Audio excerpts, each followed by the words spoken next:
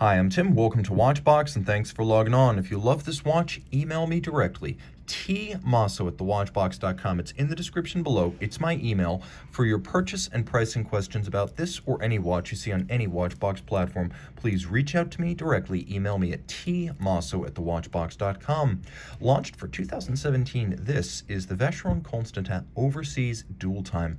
41 millimeters in stainless steel. The watch is 13.2 millimeters thick, 49 millimeters from lug tip to lug tip across the wrist, and all in stainless steel, substantially hand finished and physically substantial. We'll throw it on my wrist, which is 16 centimeters in circumference, and get a good look at the watch, which wears broad across the wrist but true to size. It feels like a 41. It's thin enough and with a sloped bezel, convenient enough to fit underneath a dress cuff. It will slide underneath without much of a fight.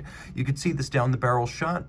Shows that the lugs are nowhere near the edge of my wrist, so I believe you could wear this watch on a wrist as small as 14 centimeters in circumference. The timepiece includes what might be the best bracelet in its class of integrated bracelet steel sports watches, as not only is it beautifully hand finished, but the features of this bracelet, including a quick release system, two 1.5 millimeter micro adjustments, and every single link on both sides of the bracelet removable, make this not only the most adjustable bracelet in class, but easily the most feature-rich. Double deployant twin trigger release on the clasp mechanism, and then you can see that there's a Maltese cross motif that repeats down the center of the links. You'll also note that internally the links are beautifully faceted and polished, and you can see the same is rendered on the exterior, where there's a little bit of a rolled bevel from the tops down to the sides. But this attention to detail in places where you can barely even see it speaks to the level of time and commitment dedicated to finishing these watches at Vacheron. Again, you can push those little 1.5 millimeter adjustments right back in. You have that incremental adjustability, and again, every single link removable. Easy to pop these bracelets on, easy to pop them off.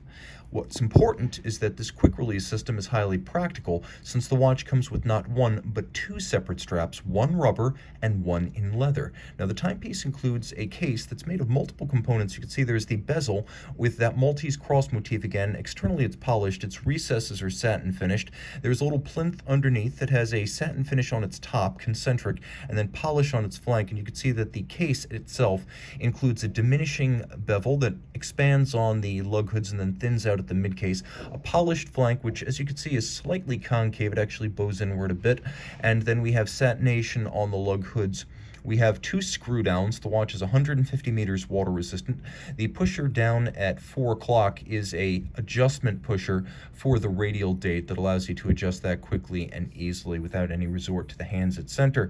Now you have a dual time functionality, and you have an AM/PM indicator for the stub secondary hour hand, which you can largely hide underneath the local hour hand when you do not need a second time zone displayed. So you can hide that nicely and just make this the AM/PM indicator for the time at center. But of course, you do have that ability to move the local hour and the reference hour separately. Now, when you pull the crown out all the way, you can see everything moves in sync. The watch does not have hacking seconds, but that's pretty much the only refinement that it lacks. The dial is an exquisite silver sunburst. The hands, as well as the indices, are blackened white gold for high contrast on the dial base, and this might be the most readable version of the watch. There's a Rayhot outboard for reading seconds and fractions of seconds, and then we flip it all over and you can see the 5110DT, a Vacheron in-house caliber, and it is Geneva hallmark, but the case, the dial, the entire watch, also Geneva hallmark, since 2012.